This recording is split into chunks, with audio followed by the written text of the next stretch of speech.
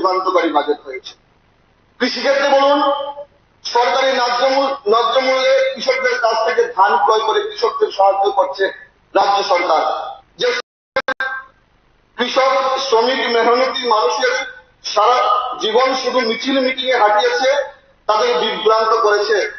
জনকল্যাণমুখী BJP সরকার রাজ্যের কৃষকদের যোগ্য সম্মান দিয়েছে। আগামী অর্থ বছরে 40,000 মেট্রিক টন ধান ক্রয় করার লক্ষ্য নিয়েছে সরকার। শুধু কথাই নয়, আন্তরিকভাবে এই রাজ্যের কৃষকদের সাহায্য কাজ করছে বর্তমান সরকার। পিএম কিষাণ যোজনায় কিষাণ সম্মান নিধি, পিএম ফসল বীমা যোজনায় কিষাণ ক্রেডিট কার্ডের মাধ্যমে এই রাজ্যের কৃষকদের আয় বৃদ্ধি করেছে, কাজ করছে সরকার। আগামী অর্থবর্ষে মুখ্যমন্ত্রী শস্য শ্যামলা যোজনার মাধ্যমে উচ্চ ফলনশীল শস্যের উৎপাদন বৃদ্ধিতে কৃষকদের সাহায্য করবে সরকার। আরেকটা যেটা গুরুত্বপূর্ণ বিষয়, সিপিএম দ্বারা 25 বছরে রাজ্যের সামাজিক অবস্থা এতটাই পিছিয়ে ছিল যে আমাদের সমাজ থেকে বাল্য বিবাহের মতো অভিশাপ এখনো রয়ে গেছে। নিজেদের স্বার্থান্বেষী রাজনীতি রাখতে রাজ্যের গ্রাম অঞ্চলের বাল্য বিবাহ রোধে কোনো ভূমিকা ছিল না পুরাতন বাম সরকারের।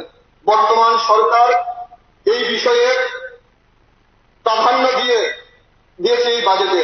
সমাজ থেকে বাল্য বিবাহের মতো এই জঘন্য অভিশাপকে দূর করতে মুখ্যমন্ত্রী কন্যা বিবাহ যোজনা নামক প্রকল্প গৃহীত হয়েছে। বাল্য বিবাহের অন্যতম কারণ হচ্ছে দরিদ্রতা এবং কন্যা সন্তানের বিয়ের খরচ নিয়ে পিতার ভাবনা। সেই ভাবনাকে দূর করতে সরকারের প্রকল্প। এই প্রকল্পে অন্তোদয়ভুক্ত পরিবারের কন্যা সন্তানদের বিয়ের ব্যয় গ্রহণ করবে রাজ্য সরকার। প্রতিটি কন্যা সন্তান প্রতি 50,000 টাকা খরচ করবে সরকার। তাছাড়া মহকুমা স্তরে গণবিবাহ করার জন্য বাজেটে বরাদ্দ রাখা হয়েছে, যা বাল্য বিবাহের মতো সামাজিক অভিশাপের বিরুদ্ধে একটি অত্যন্ত প্রশংসনীয় উদ্যোগ। আমরা আগেও তো বাজেট দেখেছি, আগেও তো সরকার ছিল, কিন্তু কেন সুপার 30 মতো প্রকল্প হয়নি? আমরা আগেও তো বাজেট দেখেছি, কেন সিএম সাথের মতো প্রকল্প হয়নি? আমরা আগেও তো বাজেট দেখেছি, কেন নতুন নতুন স্কুল বিল্ডিং করা হয়নি? আমরা আগেও তো বাজেট দেখেছি, কেন মহিলা বিশ্ববিদ্যালয় গঠন করা হয়নি মায়েদের কথা চিন্তা করে, ঘরেদের কথা চিন্তা করে? আমরা আগেও তো বাজেট দেখেছি, কেন স্বাস্থ্য পরিষেবার উন্নয়ন হয়নি? আমরা আগেও তো বাজেট দেখেছি, কেন কিডনি প্রতিস্থাপনের মতো স্বাস্থ্য পরিষেবার ডেভেলপমেন্ট হয়নি? আমরা আগেও তো বাজেট দেখেছি, কেন ন্যায্য মূল্যে কৃষকদের কাছ থেকে ধান করা হয়নি? এই প্রশ্নটা আমি রাখতে চাই। এবং যারা আজকে এই বাজেটের সেশন বিরোধিতা করে বয়কট করেছে, উনারাও কিন্তু এই বাজেটে উপকৃত হবে, উনাদের পরিবারও এই বাজেটে উপকৃত হবে।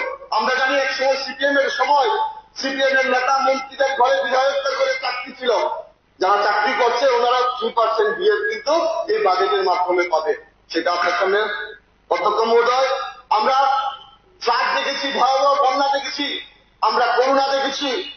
আমাদের সরকার বাজেটের বাইরে গিয়েও এই করোনার সময় গোটা ত্রিপুরাবাসীকে সাহায্য করার জন্য মাঠে ছিল। আমাদের বিধায়করা, আমাদের মন্ত্রীরা দিন রাত্র মানুষের জন্য কাজ করেছিল। এই ফ্লাডের সময় আমরা সবাই জানি, আমাদের যারা ভারতীয় জনতা পার্টির নেতৃত্বে যে সরকার তৈরি, এই সরকারের মন্ত্রী থেকে শুরু করে বিধায়করা আমরা দিন রাত্র সাধারণ মানুষের পাশে ছিলাম। যারা আজকে বিরোধিতা নামে শুধু বিরোধিতা করছে, ওনারা কোথায় ছিল এই ভয়াবহ বন্যে? মানুষের তখন দুর্বিষহ অবস্থা, আমরা সাধারণ মানুষের পাশে দাঁড়িয়েছিলাম। এই পার্থক্যটা আমাদের বুঝতে হবে। আমরা নতুন এসছি এই বিধানসভায়, আমরা কিছু সিনিয়র যারা বিধায়করা আছে বিরোধী দল করেন, ওনাদের যেই জঘন্যতম কর্মকাণ্ড আমরা দেখতে পাই। আমরা দেখলাম মানুষকে বিভ্রান্ত করার জন্য যে জাতের বিতর্ক করা হচ্ছে, হাউসের ভিতরে বলুন, হাউসের বাইরে বলুন, এটা তীব্র নিন্দা জানাই। আমরা পজিটিভ দৃষ্টিভঙ্গিতে হাউসে থাকতে চাই, আমরা আপনাদের কাছ থেকে অনেক কিছু শিখতে চাই। আমরা নতুন বিধানসভায় এসেছি, আগামী দিনে আমরা সবাই মিলে আমাদের রাজ্যের মুখ্যমন্ত্রী যে স্বপ্ন, এক ত্রিপুরা শ্রেষ্ঠ ত্রিপুরা, নেশামুক্ত ত্রিপুরা, উন্নত ত্রিপুরা, আমরা সবাই মিলে করব। এবং এই বাজেট ঐতিহাসিক বাজেট, এই বাজেট আমার বাজেট, এই বাজেট আপনার বাজেট, এই বাজেট গোটা ত্রিপুরা রাজ্যের প্রত্যেকটা জনগণের বাজেট, এই বাজেট কৃষকদের বাজেট, এই বাজেট ছাত্রছাত্রীদের বাজেট, এই বাজেট গোটা ত্রিপুরা রাজ্যের প্রত্যেকটা অংশের জনগণের বাজেট। তাই এই বাজেটকে আমি পূর্ণ সমর্থন করছি এবং এই বাজেট নিয়ে আমাদের কথা বলার সুযোগ করে দিয়েছেন। আমি চেয়ারম্যান সাহেব আপনাকে ধন্যবাদ জানিয়ে আমার এই সংক্ষিপ্ত আলোচনা শেষ করলাম। জয় হিন্দ, বন্দে মাতরম, ভারত মাতা কি জয়। মাননীয় সদস্যকে বহুত ধন্যবাদ, আপনি সময়ের প্রতি নজর রেখেছেন। এখন পরবর্তী আলোচনা করবেন 2025-26 অর্থবর্ষের ব্যয়বরাদ্দের উপর মাননীয় সদস্য চিত্তরঞ্জন দেববর্মা মহোদয়।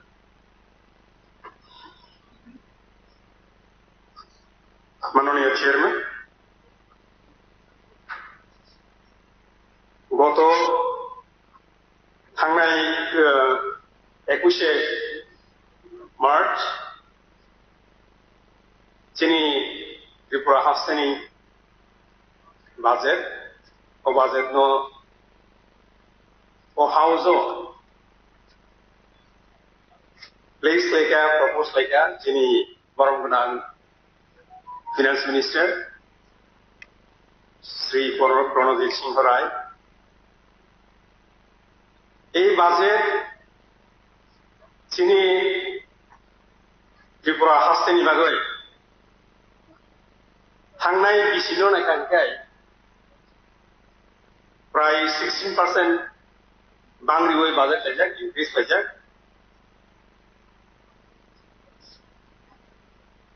आं जास्ट राउंड फिगार न साका जों तामनो सेंट्रली स्पॉन्सर्ड जे scheme to money about 25 departments ni bisingo jodi जों नायखांखाय oro taklayo je proposal pajaka 712.25 crore against 5,277.27 যেটা সেমানি বাজেট 2023 to 2024-25 अबहाय नायखांखाय जों लोगो जत डिपार्टमेंट न गाहाम खाय खायसा जत नि बागै बरफ नि बागै जेरा बांला बाय जनमुखी बाजेट बियाबो जनमुखी बाजेट जिनि गोसखांगो नारबजाखा जतनि न गाहाम नाय जतनि बागै न o budget no ang o house basangoi obono yasago tai সমর্থন করে তাই তো তখন হাই যে বিশিং নি যে আমসাই রব Dalai district নিকাই মরাছরাও ইয়ারগো সালাইটা মরাছনা PHC hospital আগেনি Cimino আরো बेड दंग हाइफानो एडिशनल 10 बेड देबो बिल्डिंग्स नामनाय आबनि प्रपोजल नारखा आबनि बागै माननीय मुख्यमंत्री ताई जिनि फाइनान्स मिनिस्टार नो जों हामबाय ताइबो नुकजागो जिनि इ फाइनान्स जे बाजेट ताकनाय जे जायगा दिन जाखा अरो जोंताइबो नुगो आबो होनखाय जे बरफनि हामग्रायनि बागै सामखांनाय रों बागै the employees and the officers of the state government बरफनि बागैबो जे सैलारि बागै प्रोविजनर मानि जिनि बाजेटनि जे बाजेट टोटल बाजेट तंगनि 32,423.44 crores बिसिंगो employees of the salary बागैबो 11,951.95 crores narjaka aboni bisingo tongo pension je manjaknai pensionary benefit manjaknai tamni bachini state tabu gubangma employee ro retirement thang tango aboni bagaigo rang chongjaka 8,190 crores 8,190 crores bisingo pensionary benefit, the pension money will be 3,761.95. Omoni Koka I say, Omoni meaning I say, Sung थांनाय 21 तारिखआव जे declaration खायजाखा अंगनि बागै एम्प्लयरनि डिएनि बागै retirement थांजारनि बागै जे DR 3% खायजाखा अमहाय खालायै state government दिनै हास्टेनि बर'नि बागै सिनिया हास्टेनि बागै जे सामथां दुंनाय बर'नि बागैबो वानसुगु आबनि बागै नावबो बैलेंस बाजेट जत्तनो नाहारिनो कायसा बाजेट प्लेस खायजाखा ताबो सानाय मुजुंगो जे गोबांमा अहाय खालायै जे बाजेट नारनाय बिथिङाव स्पोर्ट्स डिपार्टमेंट लुखा गंडासार टार्फ फुटबल फिल्ड्स नामदांनाय खुवाई उदयपुर कायसा नामदांनाय अहाय खालाय जत्त डिपार्टमेंट जत्त जायगानि बागै बाजेटआव प्रफेशनल करखा जत्त दिनै जों आं थाबाय दिनै गरम गोनां हास्टेफां मुख्यमंत्री दिनै धलाई जिल्लायाव मेडिकल कलेज कायसा फाइनाल बागै रेखा बेलाय खायसुं तंथका गोबांमा मियाबो आं गोबांमा बरफ बाय कक्साका आवल बिसिंथि साइमोनका धलाई जिल्लानि बर'र अ साखाय मुंनो मियाबो सुमुं बिसिंथि साखायमानि आवनो बेलाय खाय याताका आबनि बिसिंगो धलाई जिल्लानि बिसिंगो धलाई डिस्ट्रिक्टनि हेडक्वार्टार मानि यागुनोबो आम्बासाबो गभर्नमेंट डिग्री कॉलेज फ्री तमाय आबो ताकलाय उंनानि हिनै साखलायता यदिबो अर माने एसेंबली साखलाय याखानो अबो परिकल्पना तांचाप कोन नाजाक दङ आबोनि बागै बेलायनो हामबाय ताइबो साइमानो जे दशरथ देव स्पोर्ट्स स्टेडियामआव 200 बेडेड हस्टेल फायजागनाय तामनिबा जोंनि जे बर' खुंनायनि मुसुंनाय जे बर' जोंनि जेराव आपकामिं अ ताबु हाय जरावो अबहाय जे यापि साजागमानि सरकार जे वानसुक थांगो नारु खुंमानि आबनि बागै बेलाय खामाय याखारु ताइ अबहाय दैबो वानसुक थां नारु जाथुं ताइबो जनमुखी बाजेट खुंनाय भबिष्यतआव जोंनाबो आशा खालामो তাই কাছে তো ইনকাই সারানি মুসুঙ্গ বলতে চাই সেটা হচ্ছে এই যে আমাদের ত্রিপুরা রাজ্যে আমরা জানি national highway lifeline sub divisional headquarter থেকে অন্যান্য সাব ডিভিশনাল হেডকোয়ার্টার বা আগরতলা পর্যন্ত আমাদের পিচের রাস্তা ছিল কোনো এক সময়ে এছাড়া কিন্তু পিচের রাস্তার কথা আমরা ভাবতেও পারতাম না কিন্তু আমাদের অভিজ্ঞতায় বলে আমরা যেটা দেখেছি অটল বিহারী বাজপেয়ীর নেতৃত্বে যখন 2003 সালে যে সরকার গঠন করা হয়েছিল সেই সরকার প্রথম প্রাইম মিনিস্টার সড়ক যোজনার মাধ্যমে আমাদের ত্রিপুরাতে আনাচে কানাচে এবং বিভিন্ন জায়গাতে যে সড়ক হয়েছে তখন থেকে এই কিনা বলে গন্ডাছড়া হাতিমাথা তখন সড়কের কোনো ব্যবস্থা ছিল না কিন্তু প্রথমবারের মতো 2008 থেকে 2003 এবং 2008 মধ্যে গন্ডাছড়াতে বিভিন্ন জায়গাতে ইভেন প্রত্যন্ত অঞ্চলে যে প্রাইম মিনিস্টার সড়ক যোজনার মাধ্যমে যে সড়কগুলি আছে সত্যিকারে আমাদের ত্রিপুরা রাজ্যের জন্য এই যে যোজনা সড়ক যোজনা আমাদের জন্য খুব প্রযোজ্য ছিল পার্টিকুলারলি ত্রিপুরা রাজ্যের জন্য তো এইটাতে আমি বলতে চাই যে এই যে একটা কিনা বলে আমরা কংগ্রেস সরকারকেও দেখেছি সেন্টারে পরবর্তী সময়ে আমরা বিজেপি অর্থাৎ এনডিএ সরকারকে দেখেছি 2003 থেকে। এই পারফরমেন্স গুলি আমরা যদি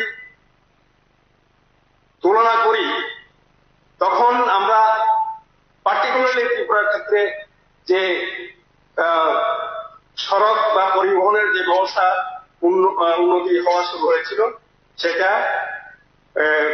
মাননীয় অটল বিহারী বাজপেয়ী যখন প্রধানমন্ত্রী হয়েছেন এবং প্রাইম মিনিস্টার সড়ক যোজনা যখন সূচনা করেছিলেন, তখন থেকে কিন্তু আমাদের এখানে এই যোগাযোগের ব্যবস্থা উন্নয়ন ঘটতে শুরু করে। তো ভারতবর্ষে আমরা দেখলাম প্রথম দিকে কংগ্রেস সরকার, পরবর্তী সময়ে মাঝখানে অন্যান্য সরকার ছিল, তারপরে বিজেপি নেতৃত্বাধীন সরকার, তারপরে মাঝখানে কংগ্রেস সরকার, তারপরে এখন এনডিএ সরকার। তো অন্যান্য যে দলগুলি আছে আমাদের ভারতবর্ষে, অন্যান্য দলগুলির মধ্যে যারা সাম্যবাদের কথা বলে, তারাও কোন কারণে কিন্তু একটা সুযোগ এসেছিল এই সাম্যবাদের দল যে কোনো ভাবেই হোক ভারতে একবার হলেও কেন্দ্র সরকার গঠন করার সুযোগ পেয়েছিল, কিন্তু সেইভাবে এই সুযোগকে তারা গ্রহণ করেননি।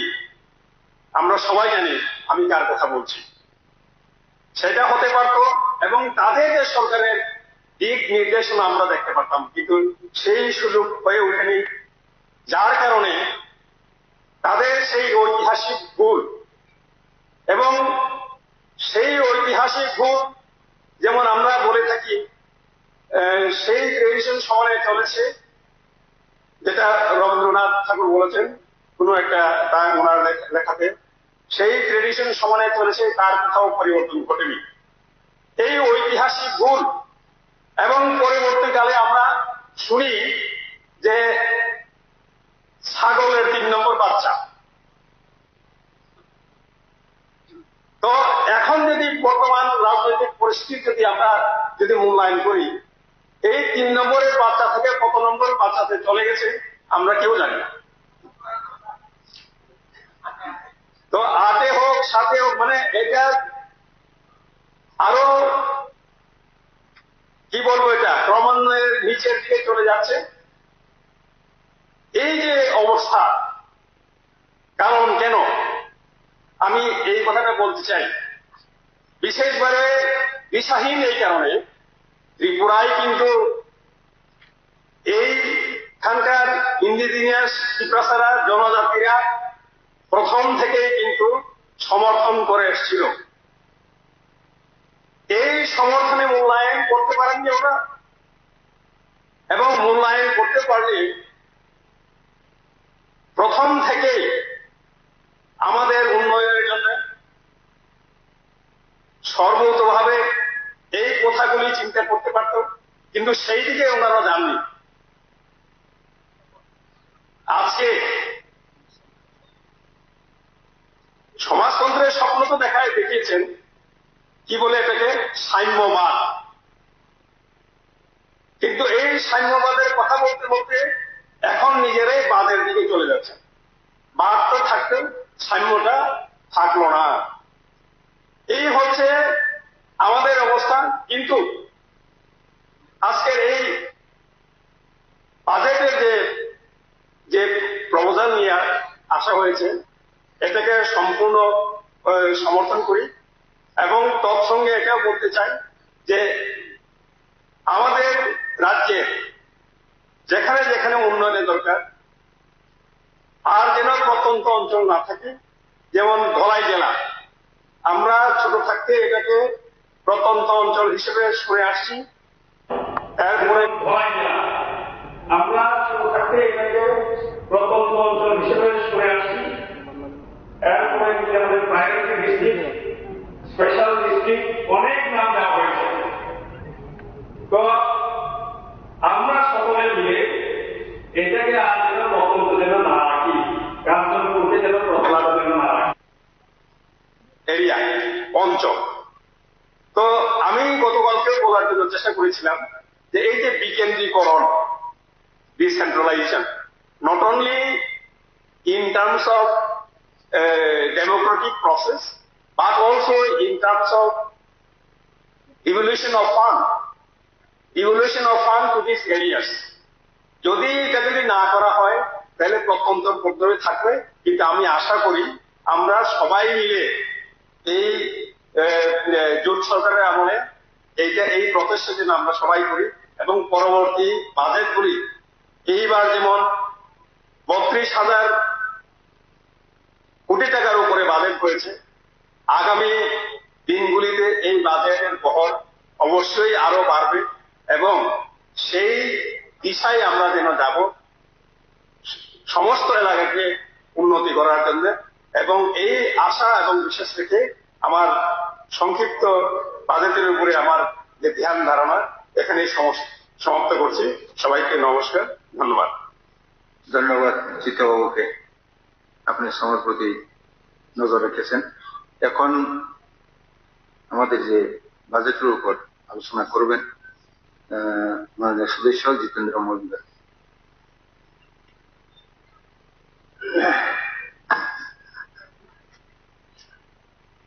নমস্কার মাননীয় চেয়ারম্যান সাহেব, আমাকে বাজেটের উপরে আলোচনা করার সুযোগ দেওয়ার জন্য। 21 তারিখে মাননীয় অর্থমন্ত্রী কর্তৃক প্রদত্ত যে বাজেট, এই বাজেটকে আমি সম্পূর্ণরূপে সমর্থন করছি, কারণ এই বাজেট সর্বব্যাপী, সর্বগ্রাহী, সর্বস্পর্শী। 1 নম্বর। 2 নম্বর হচ্ছে 32,423.44 হাজার কোটি টাকা এই বাজেটের মধ্যে কোনো করের সংস্থান নেই, অর্থাৎ করবিহীন বাজেট। এটা এই বাজেটের সবচেয়ে বড় বিশেষত্ব, জনগণের উপর কোনো কর চাপানো হয়নি। সুতরাং আমি শুধু আমাদের অনেক বক্তা অনেকগুলি পয়েন্ট নিয়ে আলোচনা করেছেন, ছোট ছোট কিছু বিষয় আমি এখানে উপস্থাপন করতে চাই যে একটা সরকার কত জনদরদী হলে পরে আমাদের এই ভারতবর্ষ কৃষি প্রধান দেশ, ত্রিপুরা রাজ্য তার ব্যতিক্রম না। এই কৃষির উপর জোর দেওয়ার জন্য এবং কৃষকদের উৎপাদিত ফসলের ন্যায্য প্রাপ্তির জন্য ভারতবর্ষের যশস্বী প্রধানমন্ত্রী কৃষকদের নিয়ে একটা এফপিও গঠন করার চেষ্টা করেছেন। প্রত্যেকটা ব্লকে একটা করে এফপিও মানে ফার্মার্স প্রডিউসার অর্গানাইজেশন, যা কৃষকের উৎপাদিত ফসল তাদের মাধ্যমে বিক্রি করা, এই ফসল থেকে কিনা নতুন কিছু তৈরি করা যায় কিনা সেটি তৈরি করাই এফপিওর লক্ষ্য। সুতরাং আমি জানি না, আমার কাকরাবন বিধানসভায় একটা এফপিও আছে, সেই এফপিওর মাধ্যমে আপনারা জানেন ত্রিপুরা রাজ্যের একটা সেন্টেড রাইস অর্থাৎ কালিকা সাদা, যেটাকে মিলিং করে ভোগ নাম দিয়ে ত্রিপুরা রাজ্যের বিভিন্ন মেলায় সেখানে দেওয়া হয়েছে এবং এটা হায়দ্রাবাদ থেকে এবং দিল্লি থেকে বোম্বে থেকে অর্ডার এসছে, তারা অর্ডার দিয়ে সাপ্লাই করতে পারছেন না, এত বেশি অর্ডার। তাহলে কৃষকের উৎপাদিত জিনিস উৎপাদন করার পর তার বাজারের ব্যবস্থা করার জন্য যারা কৃষক দরদী, কৃষকের নামে আন্দোলন করেছেন আমরা দেখি, তাদের জন্য এই ধরনের কোন প্ল্যাটফর্ম তৈরি করার জন্য, এটা শুধু কাকরাবনে নয়, সারা রাজ্যের অনেক জায়গায় এই এফপিও তৈরি করা হয়েছে। প্রতিটা গ্রামে এফপিও কে সহায়তা করার জন্য এফআইজি অর্থাৎ ফার্মার্স ইন্টারেস্টেড গ্রুপ, তাদের মাধ্যমে কৃষক থেকে একটা কোম্পানি বানানো হয়েছে, তার মাধ্যমে সেটা চলছে। দ্বিতীয় যেটা হচ্ছে আমাদের কৃষকের জন্য এই রাজ্যে সরকার আসার পর 36টা কৃষক বন্ধু সংখ্যা তৈরি করা হয়েছে। আমাদের বিএলডব্লিউরা আমাদের যেই পরিমাণ এরিয়া সমস্ত কৃষকের কাছে যাওয়ার মতো অবস্থা থাকে না, তার জন্য প্রতিটা কৃষি মহকুমাতে একটা করে এই ধরনের কৃষকদের বিভিন্ন রোগ প্রতিরোধের জন্য ব্যবস্থা করার জন্য 2 জন এগ্রি সায়েন্টিস্ট সেই কৃষক বন্ধু সেন্টারগুলোতে রাখা হয়, ডিসপ্লে করা হয়। যদি ধানের এই অবস্থা হয় তাহলে ধান খেতে যেতে হবে না, ওই ডিসপ্লে দেখে বলে দেবে যে আমার খেতে এই রোগ, তাহলে তার জন্য কি প্রতিকার করা উচিত প্রতিদিন 2টা থেকে 4টা পর্যন্ত। কারণ সকালবেলা কৃষকরা কাজ করবেন, বিকালবেলা তারা গিয়ে ওই সিমটম দেখে তাদের জন্য কি ব্যবস্থা নেওয়া যায় সেটার ব্যবস্থা করা হয়েছে। কিন্তু কৃষক দরদি যারা ছিলেন তারা এই ধরনের ব্যবস্থা করতে আমরা দেখিনি। শুধু তাই নয়, আমাদের কৃষকদের জন্য নতুন নতুন যে কাজগুলি হচ্ছে সেটা একটা পাওয়ার টিলার জন্য দেখা গেছে তৎকালীন সময়ে নেতাদের বাড়ি বাড়ি যেতে হতো, যার জমি নেয় পাওয়ার টিলার পেত, সেটা বিক্রি করে দিত। এখন আনলিমিটেড কৃষি সরঞ্জাম, সার, ঔষধ সবকিছু দেওয়া হচ্ছে। এটা তারা দেখেন না। তারা 3টা বিষয় নিয়ে এখানে এসছেন বিরোধী বন্ধুরা। তাদের শব্দ চয়নের মাধ্যমে বিধানসভাকে উত্তপ্ত করে এমন একটা বার্তা বয়ে আনে যে বিধানসভায় বিরোধীরা কথা বলতে পারছে না, তার জন্য তারা বয়কট করছে না। আসল কথা তাই নয়, 7 দিন পর্যন্ত বলার মতো তাদের কোনো পুঁজি নেই। এবং আমাদের বিরোধী দলের বন্ধুরা যে কথাগুলি বলেন, আমি প্রথম অধিবেশনে তিনি একটা বেসরকারি প্রস্তাবে কথাটা কি বলেছেন যে গ্রাম পাহাড়ে দুর্বিষহ অবস্থা। আমি জানি না কোথায় দুর্বিষহ অবস্থা, কেন দুর্বিষহ অবস্থা, এটা তারা প্রকৃতপক্ষে বলতে পারছেন না। এই ঘটনাকে কেন্দ্র করে তারা হই হুজ্জতি করে সভাটাকে বয়কট করলেন। সভা বয়কট করাটা কেন বয়কট করেন? আপনার কথা বলার অধিকার আছে, আপনি বলেছেন, এমন কথা বলুন যে কথাটা সবাই শুনে। আমি প্রথম দিকে বাজেটকে সমর্থন করে আরো কিছু কথা বলে আমি একটু অতীতে ফিরে যাব। এই সদনকে আনার জন্য বিরোধী বন্ধুরা এখানে নেই। আমার দুর্ভাগ্য, বেসরকারি প্রস্তাব যিনি দীপঙ্কর সেন মহাশয় এনেছিলেন তার জবাব দেওয়ার সময় উনি এবং ওনারা হলে ছিলেন না। আজকেও আমার দুর্ভাগ্য, আমি কিছু বলবো বলে রেডি হয়ে এসেছিলাম, কাকে বলবো? আমার জীবন যৌবন শেষ করেছে ওই সিপিএম দলে থেকে। সেই সিপিএম দল থেকে 1992 সালের 10ই অক্টোবর প্রাণ বাঁচাতে সাংবাদিক সম্মেলন করে ওই দলটা ছেড়ে আর 25 বছর বাড়িতে বসেছিলাম। তারপরে ভারতীয় জনতা পার্টি মাননীয় নরেন্দ্র মোদীজি প্রধানমন্ত্রী হওয়ার পর ওনার কিছু কাজে অনুপ্রাণিত হয়ে এবং ভারতীয় জনতা পার্টির ধারণা কার্যক্রম দেখে আমি এই দলে অন্তর্ভুক্ত হই। সুতরাং আমি ওই 70 দশকে কিছু কথা বলবো, এই সদনকে জানাবো। যারা এত বড় বড় কথা বলেন, কৃষকের জন্য বলেন, শ্রমিকের জন্য বলেন, বেকারের জন্য বলেন, তাদের সেই দিনের কথাগুলি বলার পর 1978 সালে তারা ক্ষমতায় ছিলেন। 1978 থেকে 88, 93 থেকে আরম্ভ করে 18 পর্যন্ত তারা শাসন ক্ষমতায় ছিলেন। যে স্লোগান দিয়ে হাজার হাজার কৃষক, শ্রমিক, যুবক তাদেরকে রাস্তায় নামিয়ে খুন করিয়েছেন, আন্দোলনের নামে হটকারিতা করেছেন, আর তারা ক্ষমতায় বসে কেন করলেন না সেই কথাটা একটু বলার চেষ্টা করবো মাননীয় চেয়ারম্যান সাহেব। আমি বাজেটের উপর আর একটা কথা বলি।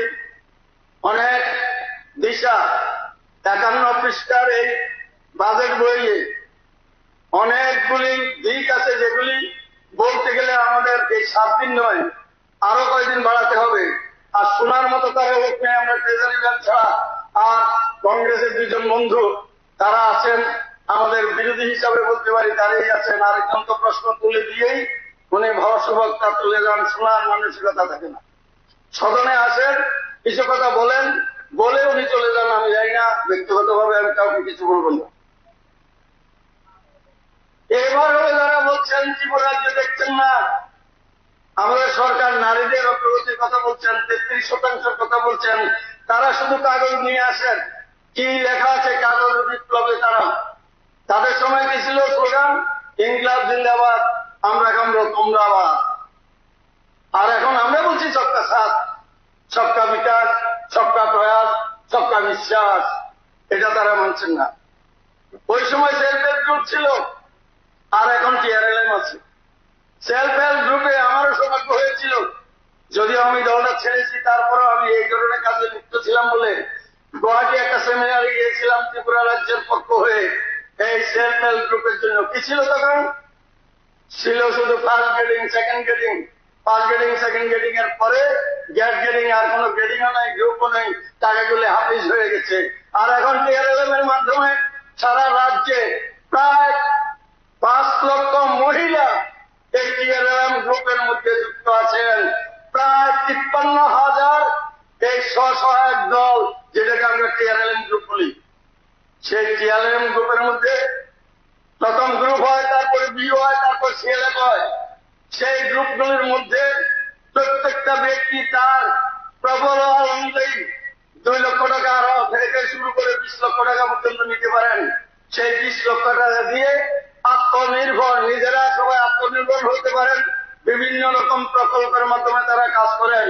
এ থেকে প্রায় 6 লাখপতি দিদি হয়েছেন। তাদের হাতে আজকে ঘরের লক্ষ্মী। তারা সিদ্ধান্ত নিতে পারেন গোপালন, ছাগল পালন, বিভিন্ন রকম জিনিস, টেইলারিং, সেই কাজ কর্মযোগ্য চলছে সারা রাজ্যের আনাচে কানাচে। এটা তারা দেখেন না, এটা উন্নয়ন নয়। কত কোটি টাকা টিআরএলএম মাধ্যমে গেছে। যেখানে সরস মেলা হয় সেখানে আপনারা দেখতে পারেন তাদের ওই সেলফ হেল্প গ্রুপের দ্বারা উৎপাদিত ফসল অথবা কোন প্রোডাক্ট সেখানে আনে লক্ষ লক্ষ টাকা তারা বিক্রি করেন। এটা তারা দেখেন না। তারা শুধু দেখেন 3টা জিনিস দেখা। আমাদের ত্রিপুরা রাজ্যের আয়তন কত ছিল?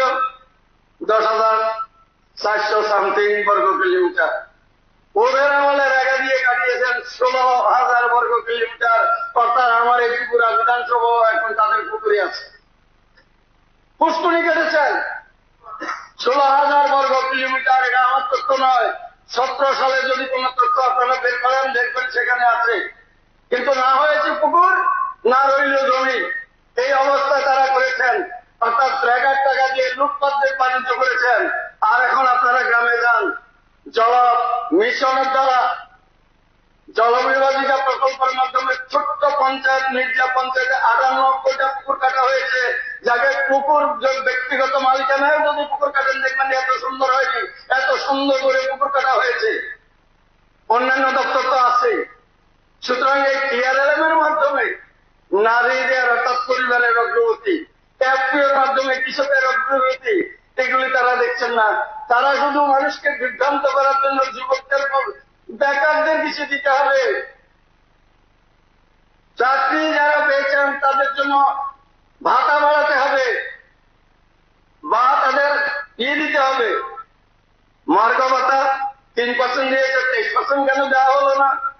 আর যারা অনিয়মিত কর্মচারী আছেন তাদের জন্য তারা চোখে চলে পাঠান। আমি ওদের কাছে, মাননীয় বিরোধী সদস্য যারা আছেন যদি শুনে থাকেন, তাদের কাছে আবেদন করব, পাম আওয়ার্ডার কারণে করেছিলেন, আপনারা কত দিয়েছেন? এই সরকারের আসার পর কত বাড়িয়েছে? অঙ্গনারীর কথা চিন্তা করুন, সমস্ত হোমগার্ডদের কথা চিন্তা করুন। পর্যায়ক্রমে 7 বছর আর 35 বছর, তার মধ্যে 2.5 বছর করোনা, এর মধ্যে এত বড় বিপর্যয়, এর মধ্যে দাঁড়িয়েও এই রাজ্য সরকার মানুষের জন্য কাজ করে যাচ্ছে। বন্ধুগণ, এক কথায় সার্বিকভাবে আমি প্রথমেই বলেছি, সর্বগ্রাহী, সবাই গ্রহণ করতে পারে, সর্বস্পর্শী, সবাইকে স্পর্শ করেছে, এবং সর্বব্যাপী ত্রিপুরা রাজ্যের সব জায়গায় এই উন্নয়নকে বিকেন্দ্রীকরণ করা হয়েছে। বন্ধুরা, এবার আমি শুধু পুরনো কিছু ইতিহাস বলবো। 1973 সাল কৃষক আন্দোলন, স্লোগান কি ছিল? এফসিআইয়ের মাধ্যমে ধান কিনতে হবে, কৃষকদের ন্যায্য মজুরি দিতে হবে, শ্রমিকদের ন্যায্য মজুরি দিতে হবে। 78 সালে ক্ষমতায় এলেন, কেন 1 কেজি ধান কিনলেন না? স্লোগান দিয়ে মানুষকে রাস্তায় নামিয়েছেন। তার মধ্যে ব্যক্তিগতভাবে আমিও সেই আন্দোলনে একজন ছিলাম এবং জেল খেটেছি 4 দিন। জেল খেটেছি 4 দিন। 1974 সাল মনে করে দেখুন, ছাত্র আইন অমান্য আন্দোলন, আগরতলা ফায়ার ব্রিগেড শ্রমণী, রক্তাক্ত অবস্থা, আমাদেরকে দিয়ে আন্দোলন করিয়েছেন। প্রতিটা জেলায় একটা করে, প্রতিটা মহকুমায় কলেজ চাই, কাগজ কলম কালি রেশন সবের মাধ্যমে দিতে হবে, এরকম 14টা নিত্য প্রয়োজনীয় জিনিসের কথা বলেছেন। ওই 78 থেকে 73, 74 এর মধ্যে মাঝখানে কয়দিন বাদ দিয়ে তো 78 সাল, 1 বছর আপনারা রাজত্ব করেছেন সিএফডিকে নিয়ে। ওই সমীর বর্মন সহ নিপেন বাবুরা 1 বছর সিএফডি সরকার 78 থেকে একটানা 88 পর্যন্ত সরকারে ছিলেন। কোথায় কে না করেছে আপনাদেরকে কৃষকের জন্য ধান কিনা বন্ধ করার জন্য, প্রক্রিয়াকরণ করার জন্য 1 কেজি ধান কিনেননি। যিনি কৃষক সেবা করেন, মাটিতে যার থাকে না চরণ, তিনি মাটির মালিক হন। জীবনে কৃষিকাজ করেননি, তিনি কৃষক নেতা। জীবনে ঘাট পুজোর হননি, তিনি ঘাট পুজোর নেতা। শুধু স্লোগান দিয়ে মানুষকে বিভ্রান্ত করার চেষ্টা করেছেন। 1975 সাল জরুরি অবস্থা, কালো দিন। কোথায় ছিলেন আপনারা? কি করেছেন আপনারা? সুতরাং আমি যদি বলতে যাই, মাননীয় চেয়ারম্যান সাহেব, সেই কথাগুলি বলতে গেলে কি হবে, অনেক সময় যাবে। আপনারা কি স্লোগান দিয়েছিলেন সেদিন? 14 সালে আরো স্লোগান দিয়েছিলেন, বেকারদের ভাতা দাও, বেকারদের চাকরি দাও, তা নাহলে ভাতা দাও। এই স্লোগানটা আপনাদের ছিল না? আজকে আমাদেরকে আপনারা বলছেন বেকার যুবকরা, আমাদেরকে বলছেন কর্মচারীরা, আমাদের বলছেন নানা রকম সমস্যা নিয়ে আপনারা আক্রমণ করছেন। তখনকার সময়ে মনে করে দেখুন,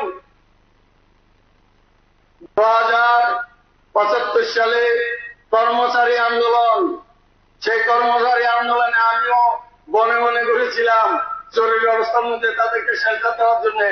আপনারা যখন 78 সালে ক্ষমতায় এলেন, তখন কর্মচারীদের জন্য কি করেছেন? ব্যাগ কিছু কাঁধে নিয়ে হগবা মার্কা নেতারা অফিস বন্ধ নিয়ে শুধু সংগঠন করার চেষ্টা করছেন।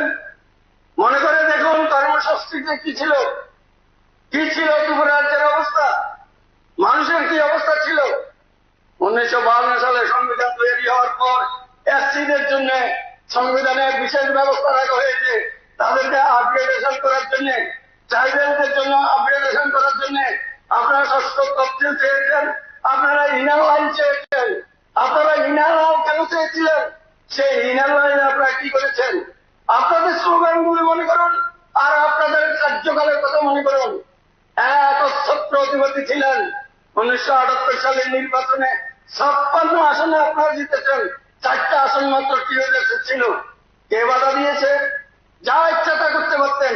বিধানসভায় বিরোধী বলে কেউ ছিল না, আপনারাই ছিলেন এককভাবে। কেন রাজ্যটাকে এই জায়গায় নিয়ে গেলেন? এখনো প্রত্যন্ত অঞ্চলে আমাদের জন্য রাস্তা করতে হয়, যা রাস্তা না থাকার কারণে ওয়াটার সাপ্লাইয়ের জন্য রিক পাঠানো যায় না, সেখানে কাজ করা যায় না। আগে তো রাস্তা, তারপরে যাবে, তারপরে জল হবে। কেন এই কাজগুলি করলেন না? মাননীয় দশরথ বাবু ছিলেন মুকুটহীন সম্রাট, বাজুবান রিয়াঙ্গা ছিলেন, সুধীন্দ্র দেববর্মা ছিল, বিদ্যা দেববর্মা ছিল, জিতেন বাবু আছেন, গত মন্ত্রিসভায় ছিলেন, আগে আন্দোলন করেছেন, সাংসদও হয়েছেন। কেন সংসদে কথাগুলি বলেননি? আজকে হঠাৎ করে এসে কিছু কাগজ নিয়ে আসেন। কাগজে বিপ্লব, পত্র বিপ্লব যাকে বলে, বাস্তবটা কোনোদিন দেখেছেন? ঘুরে গেছেন কোথাও? ধানের জন্য উনি বলছেন এই ক্লাবের মধ্যে কাকরাউল বিধানসভায় 2টো কেন্দ্র ছিল প্রকিউরমেন্টের। একটা কেন্দ্রে এত কিছুর মধ্যে দিয়ে আমরা দিয়েছি। আমাদের কাকরা বঙ্গমতি শিবাইতলা সবকিছু দামি উৎপাদন হয়েছে। আগে মাছ আসতো, এখনো আসে যদিও। আমাদের কাকরাবনে মাছের সারপ্লাস। খবর নিয়েছেন? জানেন কিছু? ঘরে বসে আপনি যত বক্তব্য রাখেন, আপনি পার্টির হোল্ডামে আর কিছু আছেন, আর নিজের বউ চাকরি করে না, চাকরি করা ভালো। 10,300 দেশের কথা বলছেন। যত নেতা আছে তাদের হোল্ডামের আছে, একটা নেতার বউ ভাই 10,300 দেশে চাকরি দিয়েছেন। এটা জেনে শুনে ওই বেকারদের সাথে কথা বলা করেছেন, ইচ্ছা করে তারা করেছেন। শুধু চাকরি চেয়েছেন, চাকরি দিয়েছেন। সেই চাকরি বৈধ হবে কি বৈধ হবে না সেটা তাকে বলেননি, এখন আমাদেরকে আক্রমণ করছে। বন্ধুরা, আপনারা যে স্লোগানগুলি দিয়েছেন, কে বাধা দিয়েছেন? আর এখন আমাদের এই রাজ্যে ট্রান্সপারেন্ট পলিসি নিয়েছে, সে চাকরি হচ্ছে না, এই কথাটা ঠিক নয়। যতক্ষণ আমার চাকরি হয় না ততক্ষণ মনে হয় চাকরি হয়নি। আমারটা হলেই চাকরি হয়েছে, না হলে চাকরি নয়। এই হচ্ছে আপনাদের অবস্থা। মনে করে দেখুন, 1974 সালে যে আন্দোলন করেছে, সেই আন্দোলনে আমি একজন ছিলাম। আমি কলেজের সেকেন্ড ইয়ারের ছাত্র, সেকেন্ড ইয়ার ফাইনাল, 13 দিন জেলে ছিলাম, জেল খেটেছিলাম। আমার বসন্ত চলে গেছে জেলে, আমার বসন্ত চলে গেছে আন্দোলনে, ত্রিপুরার বসন্ত চলে গেছে আপনাদের কারণে। ত্রিপুরার কোন উন্নতি করেননি আপনারা। আপনারা শুধু স্লোগান সর্বস্ব, স্লোগানে আপনারা বাজিমাত করতে পারেন। কি সুকৌশলে কায়দা করে এই 7 দিনের বিধানসভায় কি বলবেন? একটা কথা বারবার বলা যাবে না। কোনো পুঁজি নেই, মানুষের সাথে কোনো সম্পর্ক নেই। এখানে এসে একটা নাটক তৈরি করেন কিছু মিডিয়া বন্ধু, তারা এটা তুলে ধরবে রাজ্যের মানুষের কাছে। আমাদেরকে কথা বলতে দিচ্ছে না, আমরা কথা বলতে পারছি না, গণতন্ত্র নেই, এই কথাগুলি বলার চেষ্টা করেন। এই জন্য আপনারা বয়কট করছেন। বয়কট করার একমাত্র কারণ হলো আপনাদের কোনো পুঁজি নেই। কি বলবেন? 18 সাল থেকে আরম্ভ করে এখন পর্যন্ত এই রাজ্যে সংগঠিত কোনো হত্যাকাণ্ড হয়নি। রাজনীতিগত ভাবে আপনাদের হাত রক্তে রাঙা, যার জন্য আপনারা বারবার যে কাছের ঘরে থাকে সে অন্যের ঘর ঢিলায় যেন তার ঘরটা সুরক্ষিত থাকে, তার জন্য আপনারা ব্যবস্থা করেছেন। দীপঙ্কর বাবু যতবার বক্তব্য রাখতে ওঠেন এমন কিছু মিথ্যা তথ্য এখানে পরিবেশন করেন, যার জন্য যে কোনো মানুষ প্রতিবাদ করবে, যে কোনো মানুষ তার এই মিথ্যাচারের বিরুদ্ধে কথা বলবে। তারপরে হয়ে উত্তম করে স্পিকারের সামনে গিয়ে চলে যাবেন, একটা নাটক সংগঠিত করছেন। বন্ধুগণ, শুধু আমি মাননীয় সদস্যদের এইটুকু আপনাদের কাছে বলতে চাই, তারা যে কথাগুলি বলছেন আমি সংক্ষেপে কিছু কথা বলার চেষ্টা করছিলাম। সময়টা একটু 1982 সাল মানিক সরকারের নেতৃত্বে দিল্লি অভিযান। কি দিল্লি থেকে রেল আনতে হবে? 1982 সালে 82 জন, তার মধ্যে আমিও একজন। ভোট পাবে গিয়ে বসে আছি, নেতারা ভিতরে গেছে রেল নিয়ে আসবেন, দেখি হাতের মধ্যেও কিছু নাই, না হাতে নাই বলতে বলি, রেল তো দূরের কথা। 82 সালে আন্দোলন হয়েছে যুবকদের নিয়ে, মাননীয় মুখ্যমন্ত্রী 4 বারের যিনি মানিক সরকার, ওনার নেতৃত্বে আমরা গেছি দিল্লিতে। আর এখন কত রেল চলে, আমাদের কোনো আন্দোলন করতে হয় না। ঝাড়গ্রাম থেকে গুয়াহাটি নেওয়া হয় শুধু। আমাদের ত্রিপুরা রাজ্য থেকে ভারতবর্ষের প্রত্যন্ত অনেক অঞ্চলে রেল যায়, সেটা বেরিয়েছে আমরা দেব না, এটা আপনারা জানেন। সুতরাং আন্দোলনের নাম করে মানুষকে বিভ্রান্ত করার দিন চলে গেছে। এই জন্য বেছে নিয়েছেন বিধানসভা। চেষ্টা করেছিলেন প্লাডের পরে বিভিন্ন জায়গায় মিছিল করার জন্য, মিটিং করার জন্য, তারা সেটা করতে পারে না, কারণ মানুষ কাম করেছে। মানুষ বুঝেছে জীবনের অভিজ্ঞতা দিয়ে, আমার মতো অনেক মানুষ সেই জীবনের অভিজ্ঞতা দিয়ে বুঝেছে যে তাদের সাথে থেকে সর্বনাশ ডেকে আনা যায় না। এই জন্যই তারা বলে একটু এগুলো তথাকথিত স্বর্ণযুগের কালো দিনের ইতিহাস। স্যার একটু 10 মিনিট বাড়িয়ে দিন আপনি, আমার অনুরোধ। এটা হয় না। আচ্ছা ঠিক আছে, আর 2 মিনিট, আর 2 মিনিট আমি চেষ্টা করবো স্যার। আমি আমাদের বন্ধুরা যারা আছেন,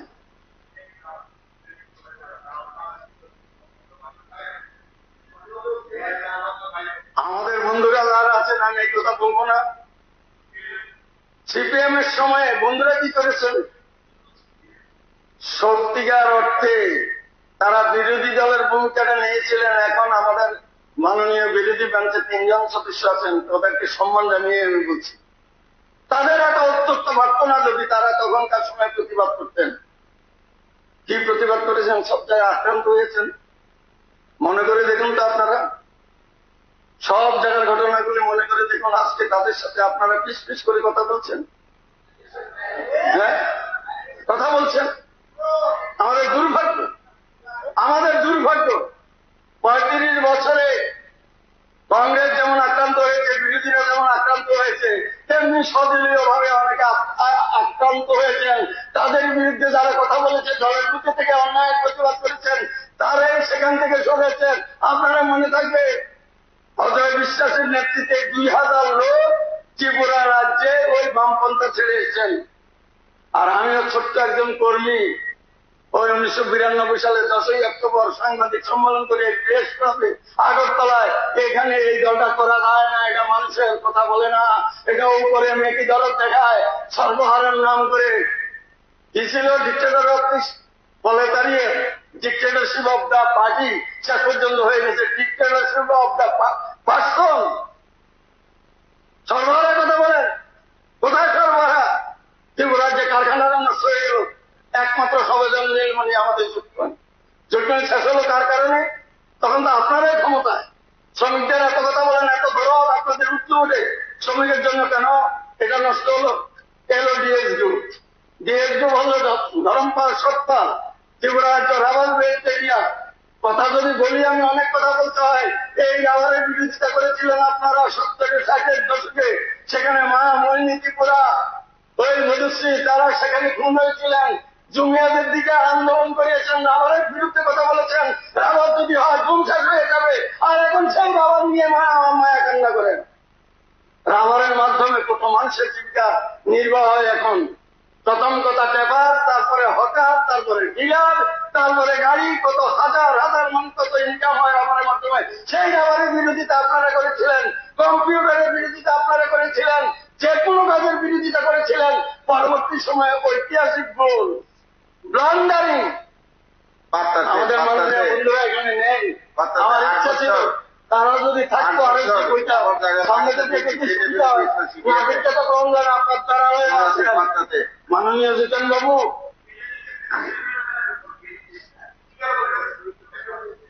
কোনটা সময় সময় সময় চলে যাচ্ছে জিতেন বাবু। আমি জেলে গেছি কেন? 2 মিনিট। আমি জেলে গিয়েছিলাম ওই আমাদের ত্রিপুরার যে প্রতিটা বিভাগে কলেকশন রেশন শপের মাধ্যমে 14টা নিত্য প্রয়োজনীয় জিনিস দিতে চাই, কাগজ কলম ফ্রিতে চাই, মেডিকেল কলেজ চাই, ইউনিভার্সিটি চাই। তার জন্য তখনকার সময়ে আমি রামনগর কলেজে দিয়েছিলাম 74-75 সালে জিএস। ওই তাদের দলে এসএফআই নেতৃত্ব করে সেই জিএস হওয়ার সুবাদে আমাদের ফায়ার ব্রিগেড সম্মানিতে আমরা আইন অমান্য আন্দোলন করেছি। সেই আইন অমান্য আন্দোলনে সেখানে লাঠি বেটা হয়ে আমি জেলে গেছি।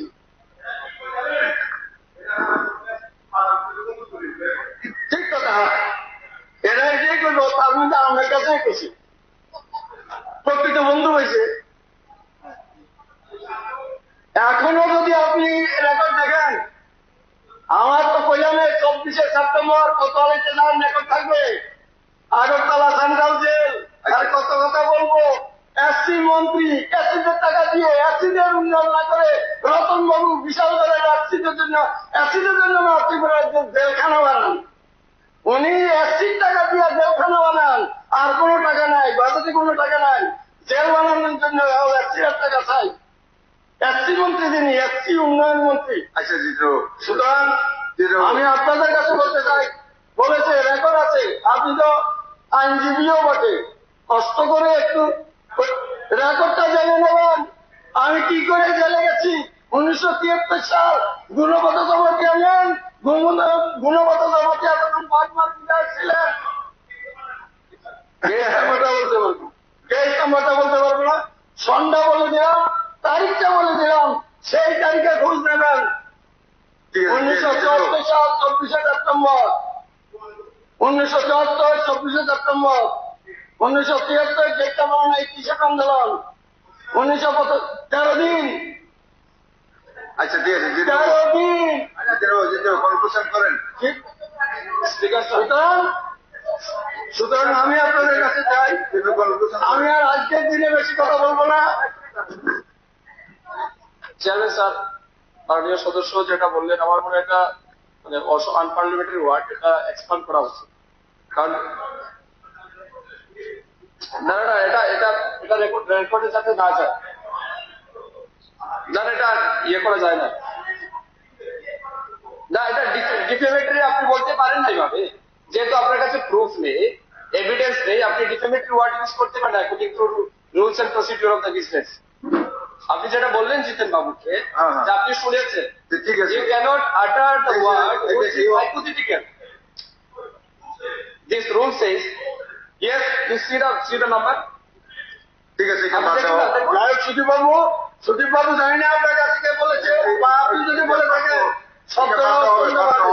যাই হোক, আমি আপনাকে বলছি, আমি এই সদনে আজকের যে 32,423.4 এই বাজেটকে পূর্ণ সমর্থন জানিয়ে মাননীয় চেয়ারম্যান সাহেব, আমি বলবো ত্রিপুরা রাজ্যের রেকর্ডে করবিহীন, সর্বস্পর্শী, সর্বগ্রাহী এবং সর্বব্যাপী যে বাজেট, এই বাজেটকে আন্তরিক সমর্থন জানিয়ে এবং বিরোধীরা যে কথাগুলি এখানে বলার চেষ্টা করছেন বিজেপি সম্পর্কে এবং মানুষের মেকি দরদ দেখিয়ে একটা মানুষের আবেগকে, সেন্টিমেন্টকে কাজে লাগিয়ে রাজনীতি করার চেষ্টা করছেন, তার জন্যই আমি এই ঘটনাগুলির উল্লেখ করলাম। এই কারণে তারা যে আন্দোলন করেছেন, যে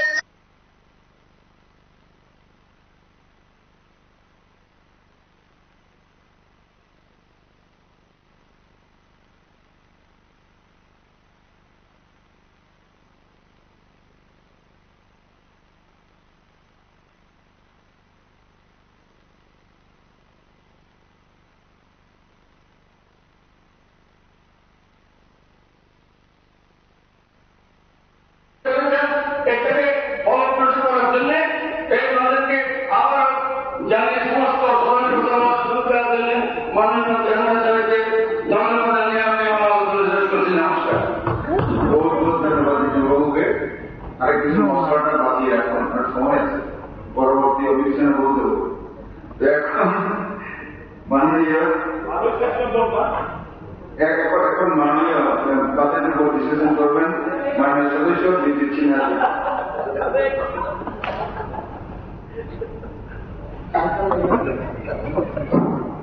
মাননীয় চেয়ারম্যান সাহেব, বিধানসভায় অর্থমন্ত্রী মহোদয়ের যে বাজেট পেশ করেছে 25 মার্চে, এই ব্যাপারে আমি জনদলীয় বলব না, জনবিরোধীও বলব, কারণ আমাদের রাজ্য নৌনাথের বাংলাবাদ শেষ, অর্থাৎ বাজেটটা কিসের উপরে নির্ভর করে করা হয়।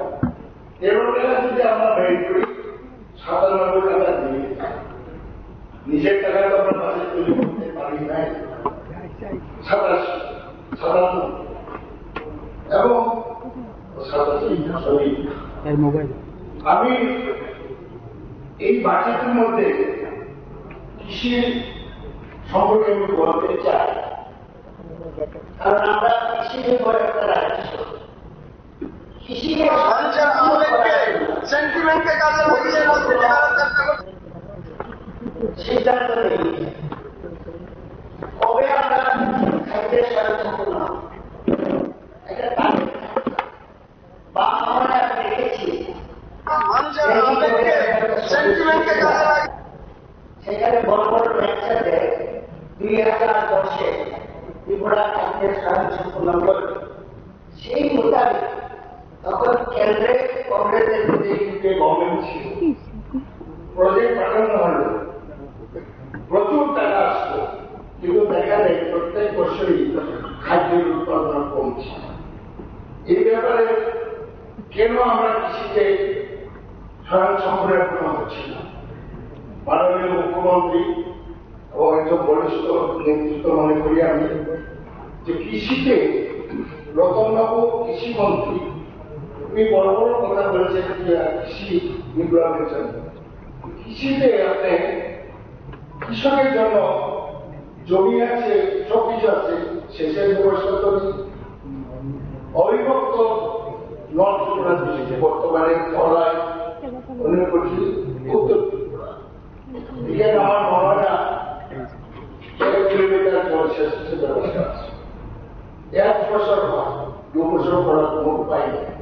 সেখানে তো সেচের একটা ব্যবস্থা করা দরকার। সেচের জন্য, ইরিগেশনের জন্য কোন বলিষ্ঠ সেই ইয়ের মধ্যে কাজে।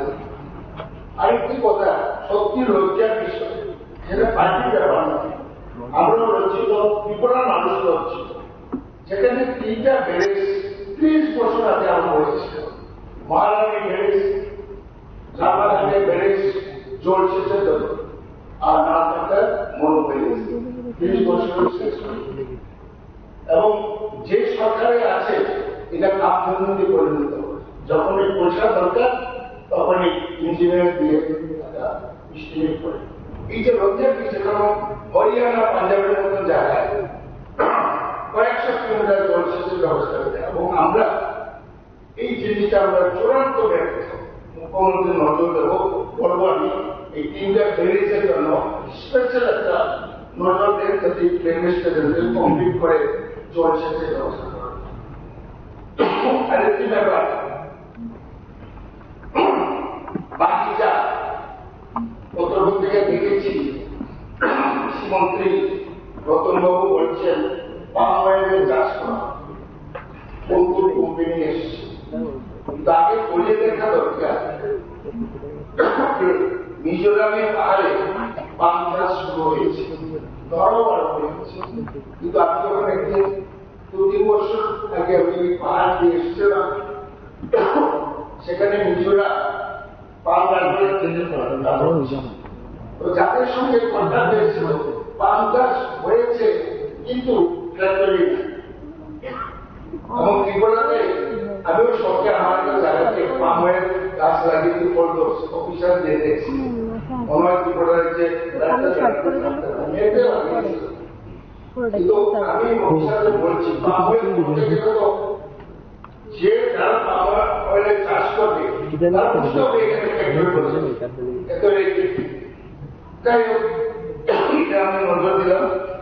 এবং বাগিচার উপরে তো অনেক লোক নির্ভরশীল, আমার যে জনজাতির মধ্যেও বেশিরভাগ এরিয়াতে বাগিচার উপরে নির্ভরশীল, এবং তাদেরকে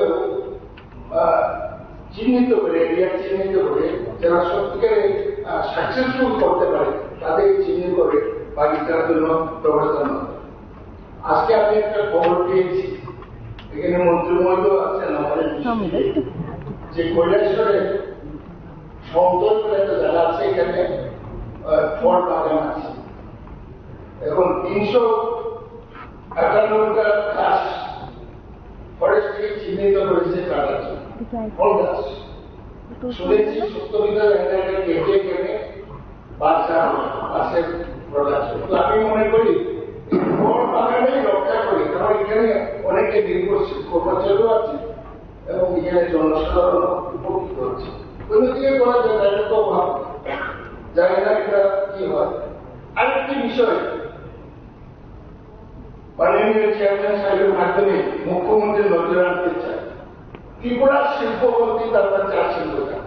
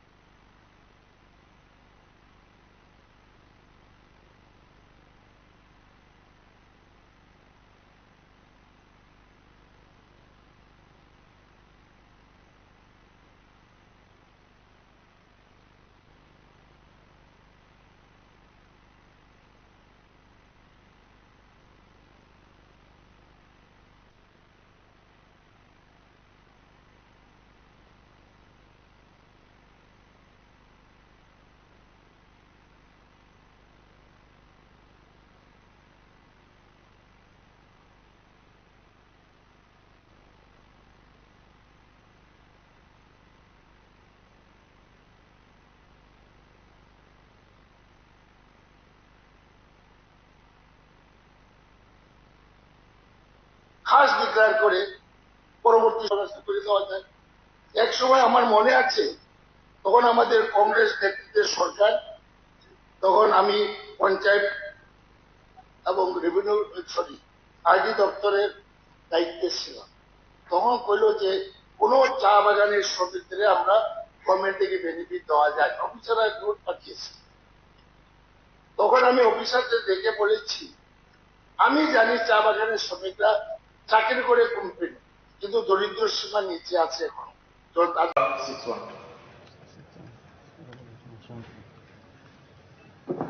অনারেবল স্পিকার স্যার, মাননীয় সদস্য নয়ন সরকার একটি প্রশ্ন।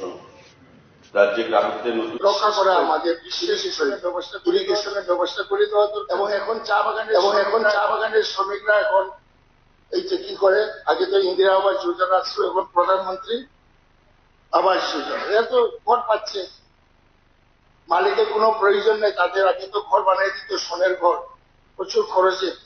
সুতরাং ইরিগেশনের ব্যবস্থা করে চা বাগান গুলা রক্ষা করা দরকার। এবং আরেকটা ব্যাপার, এই যে প্রভিডেন্ট ফান্ড অফিসার্স, সেখানে শ্রমিক প্রতিনিধিরা সরকার থেকে নাম পাঠানো, এখন পর্যন্ত কিন্তু ত্রিপুরা গভর্নমেন্ট এই কোনো নাম পাঠায়। যেমন শ্রমিকরা এখন প্রভিডেন্ট ফান্ড বঞ্চিত হচ্ছে। যে ইউনিয়নে থেকে প্রত্যেক বছর আমাদের যেমন চা বছর ইউনিয়নে নীরজবরণ দাস সবসময় আমাদের প্রতিনিধি ছিল, এখন নেই কেউ। সেই ক্ষেত্রে গভর্নমেন্টকে এবং লেবার ডিপার্টমেন্টকে, লেবার মিনিস্টার এটা যত্নবান হওয়া দরকার, সব ইউনিয়ন থেকে প্রতিনিধিত্ব এখানে পাঠানো দরকার। আরেকটি আমি বলতে চাই যে সেদিন আমি টিএসএফ এর আন্দোলনের রাস্তায় আটকেছি এবং আমি দেখেছি মাননীয় মুখ্যমন্ত্রী 4 জন ছাত্র নেতাকে দেখে কথা বলেছেন। এটা কতটুকু সুরার হলো, তাদের দাবিগুলা রোমান হরফের দাবিগুলা মানা হয়েছে কিনা আমরা এখনো অন্ধকার আছি। আশা করি অ্যাসেম্বলির মধ্যেই মাননীয় মুখ্যমন্ত্রী আমাদের একটা স্টেটমেন্ট।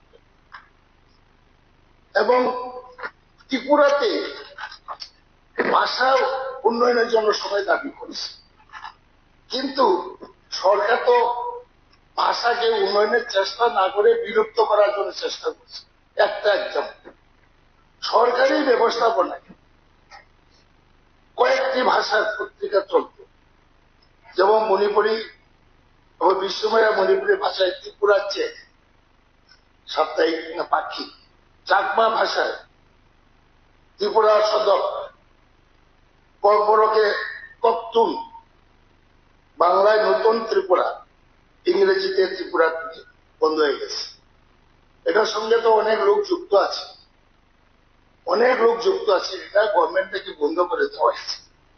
এবং এই বিষয়েও এই বাজেট ভাষণে উল্লেখ নেই যে এটা চালু করা। এবং বেশি বলবো না, যোগাযোগ এবং আমাদের ট্যুরিজম মিনিস্টার, ইয়ং মিনিস্টার, উনি খুব চেষ্টা করছে রাজ্যের ট্যুরিজম যে শিল্পটাকে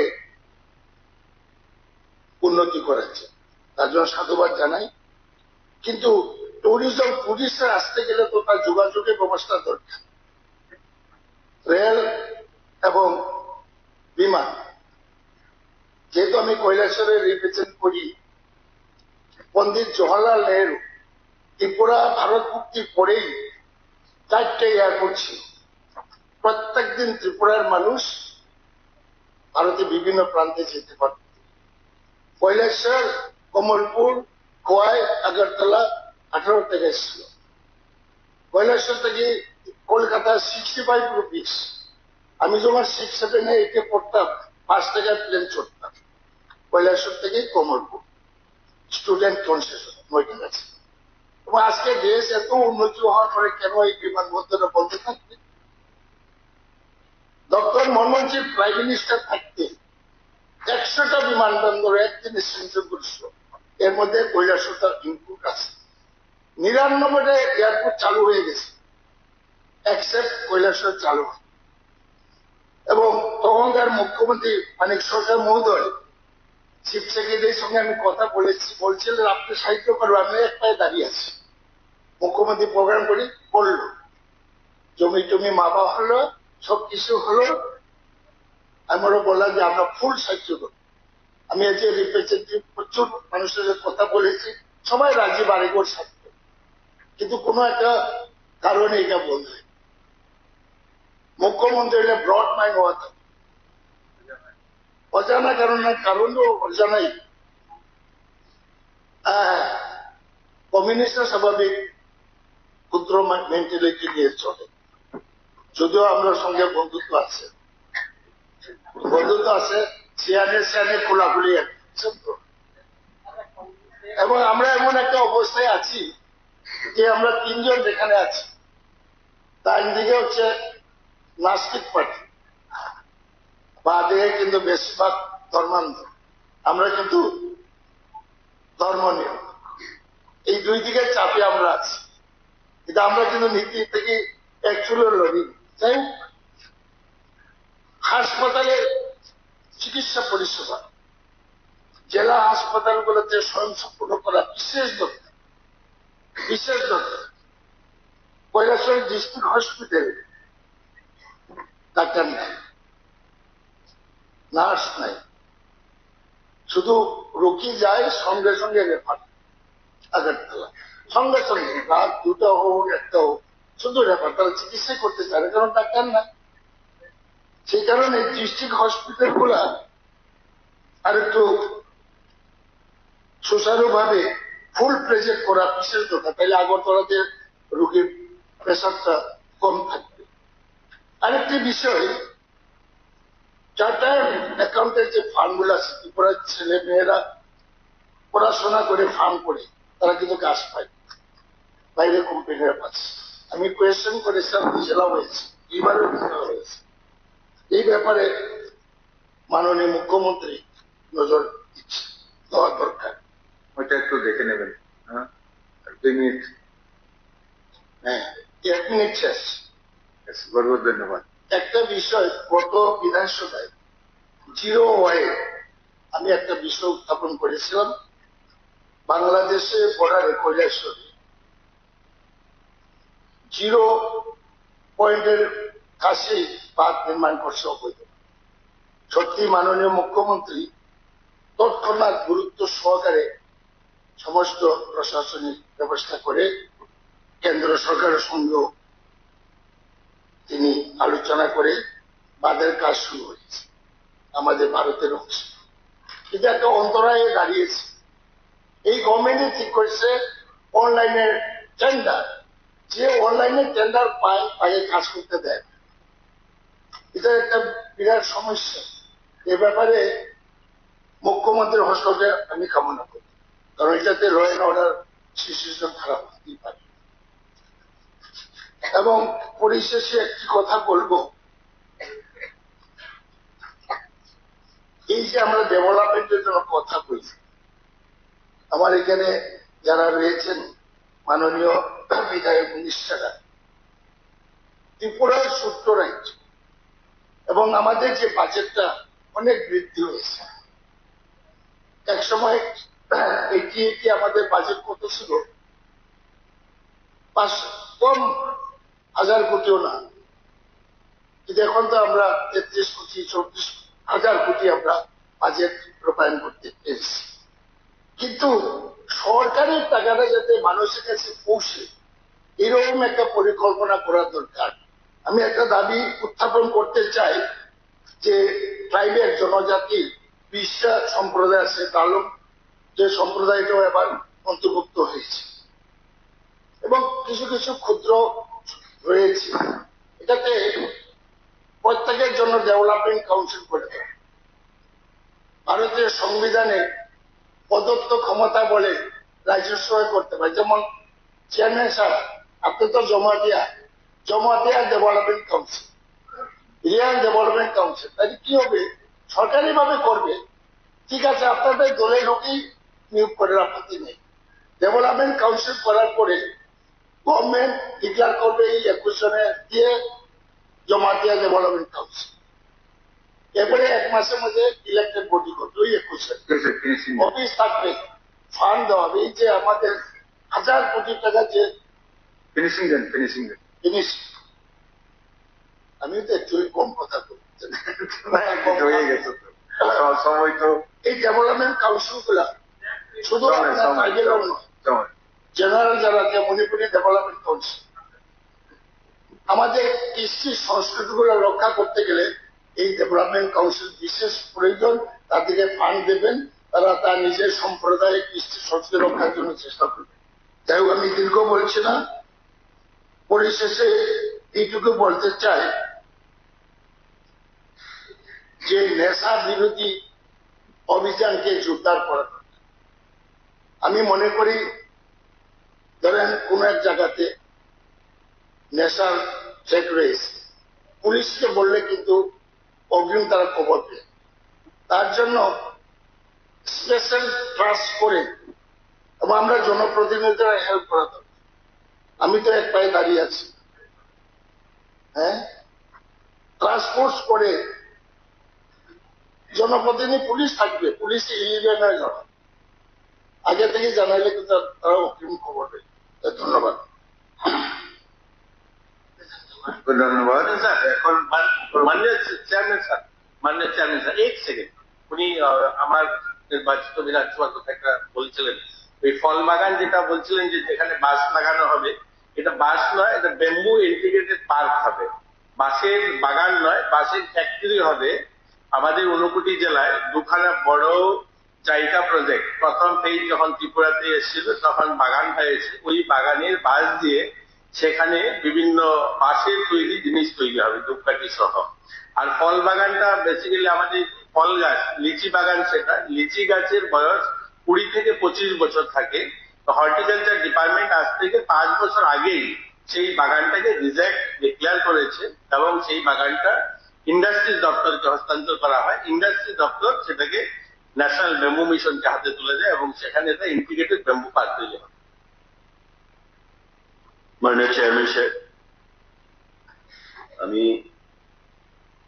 মাননীয় সদস্য যেটা বলেছেন কৈলাসহর এয়ারপোর্ট নিয়ে, আমি জাস্ট ওনার অবগতির জন্য বলবো, উনি অনেকদিন ধরে এই কথাটা আমাকে বলেছেন, যেহেতু পরিবহন দপ্তর আমার কাছে রয়েছে এবং মাননীয় মুখ্যমন্ত্রীও হাউসে আছেন।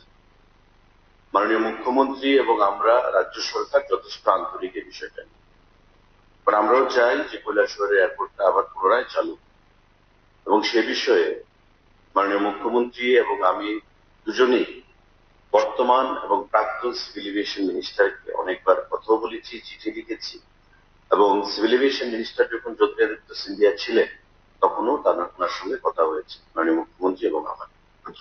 গত কয়েকদিন আগে, এখন আপনারা জানেন যে জ্যোতিরাদিত্য সিন্ধিয়া মহাশয় ডোনার মিনিস্ট্রিতে এসেছেন, এটা রিভিউ মিটিং হয়েছে আমাদের সেক্রেটারিয়েটে, কৈলাসহর এয়ারপোর্ট নিয়ে কথা হয়েছে এবং রিজিওনাল কানেক্টিভিটি স্কিম RCS উড়ান, সেই তার আন্ডারে এটাকে আনার জন্য আমরা চেষ্টা করছি।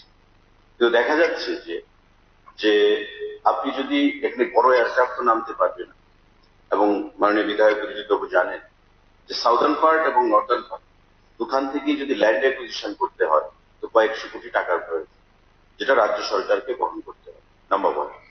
নাম্বার 2, সিন্ধিয়া সাহেব বললেন যে তবে মাননীয় মুখ্যমন্ত্রী জোর দিলেন যে না আমরা চাই এটা শুরু করতে, তখন বললেন যে তবে 19 সিটারের যে এয়ারক্রাফট গুলো আছে, ছোট এয়ারক্রাফট গুলো, ধরুন কৈলাসহর থেকে শিলচর, তেজপুর, ডিব্রুগড়, গুয়াহাটি বা এখান থেকে কলকাতা, সেগুলো চালানো যায়। উনি ব্যক্তিগতভাবে বর্তমান সিভিল এভিয়েশন মিনিস্টার রামমোহন নাইডুজিকে চিঠি লিখেছেন, এবং গত 3 তারিখে আমি যখন দিল্লিতে গিয়ে আমার দপ্তরের বিভিন্ন মন্ত্রীদের সঙ্গে দেখা করেছি, আমি সিভিল এভিয়েশন মিনিস্টারের সঙ্গে দেখা করে কথা বলেছি, এবং একটা হিসাব করে দেখা গেল উনি জয়েন্ট সেক্রেটারি 3 জন, ডাইরেক্টর এয়ারপোর্ট অথরিটির সঙ্গে রেখেছিলেন, যে প্রতি বছর যদি এখানে বিমান চালনা হয় তবে 5 কোটি টাকা মেইনটেনেন্স খরচা সেখানে লাগে প্রতি বছর। এবং সেটা করার জন্যই কিন্তু বর্তমান যে এটিসি বিল্ডিংটা রয়েছে, আমাদের রাজ্য সরকার থেকে কয়েক কোটি টাকা খরচ করে আমরা এটিসি বিল্ডিংটাকে রিফারবিশমেন্ট করেছি, রিনোভেশন করেছি, আপনিও সেটা জানেন, আমরা ভিজিটেও গেছি। এবং উনি আমাকে কথা দিয়েছেন, মাননীয় সিভিল এভিয়েশন মিনিস্টার, আমাদের যে লোকসভার সেশন চলছে, সে সেশনের পর উনি ত্রিপুরাতে আসবেন এবং আমাকে নিয়ে গিয়ে সেখানে এটা ভিজিট করবেন। আমি তখন আপনাকেও আমন্ত্রণ জানাবো, আপনি উপস্থিত থাকবেন, এবং মাননীয় মন্ত্রী এসে গেলে কোন একটা সিদ্ধান্ত হয়তো পজিটিভ বা নেগেটিভ কিছু একটা হওয়া যায়।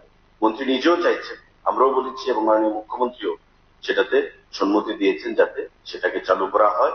মন্ত্রী এলে আপনার সঙ্গে আমরা সকল ধরনের কাজ। बहुत बहुत धन्यवाद দুজন মন্ত্রীকে। তো মোদি হয়তো মুমকিন হচ্ছে। তো এখন পরবর্তী বাজেট নিয়ে আলোচনা করবেন মাননীয় সদস্য কিশোর বর্মনজি।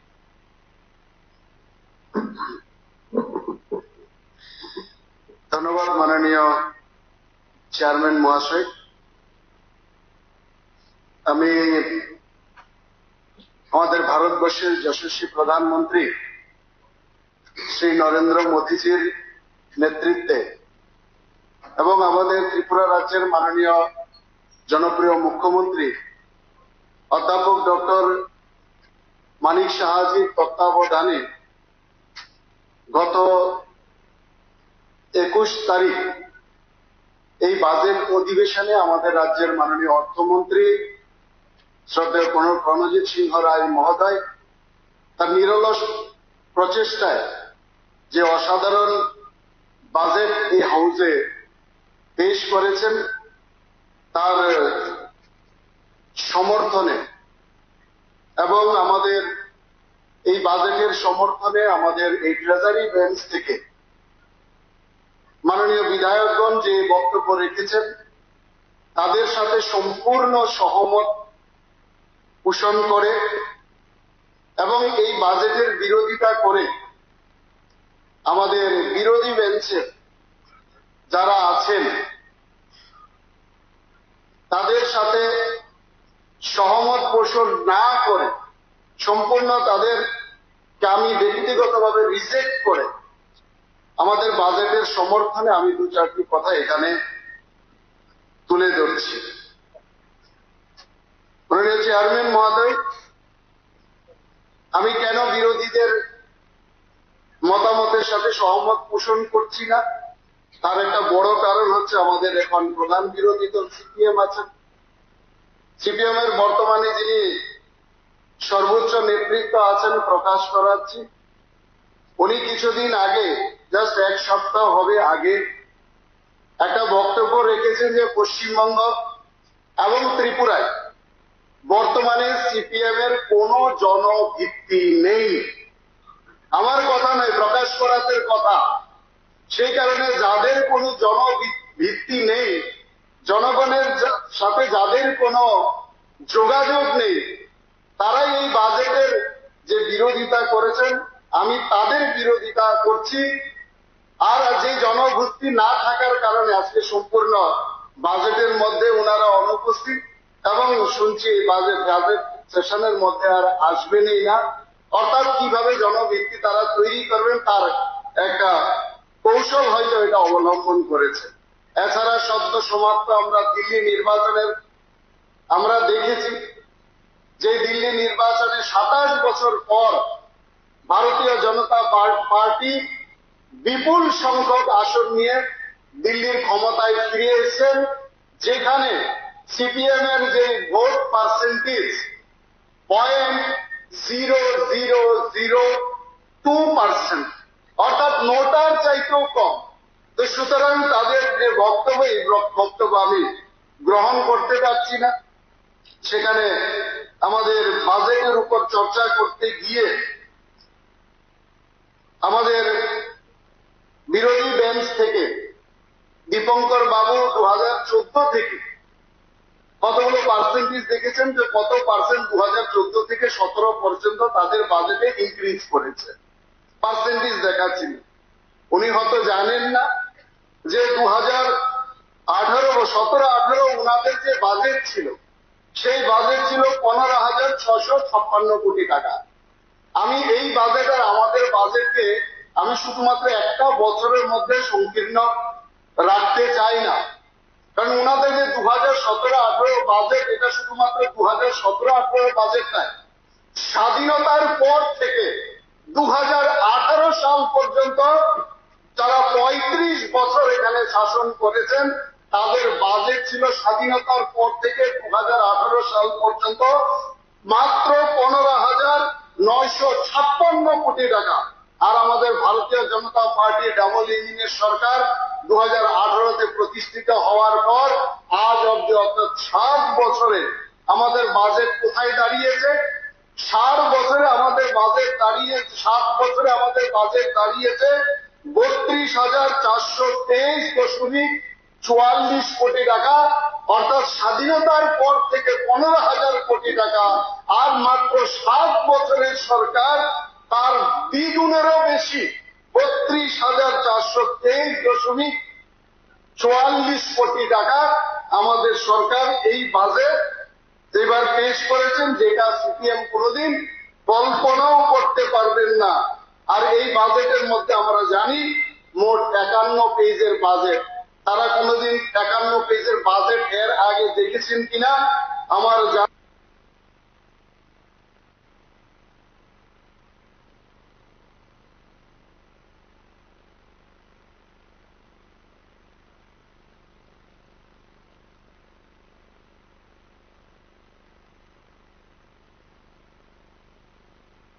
এই বাজেটের মধ্যে চিহ্নিতকরণ করা হয়েছে এবং প্রকাশ করা হয়েছে, যেটা তারা কোনোদিন কল্পনাও করতে পারবে না। আমাদের সরকার, আমি মনে করি তাদের মতো এই দরিদ্র মানসিকতা, দরিদ্র চিন্তাধারা আর দরিদ্র অ্যাটিটিউড নিয়ে কখনো তারা এই বাজেটের গভীরতা তারা মাপতে পারবে না। আমার ছোট্ট একটা গল্প, একদিন একটা কুয়োর মধ্যে একটা সমুদ্রের ব্যাঙ এসে লাফিয়ে পড়ল। কুয়োর মধ্যে থাকা যে ছোট্ট ব্যাঙ আছে সে ঘাবড়ে গেল। সে কে এত বড় প্রাণী, আমার মতো দেখতে, কোন ব্যাঙ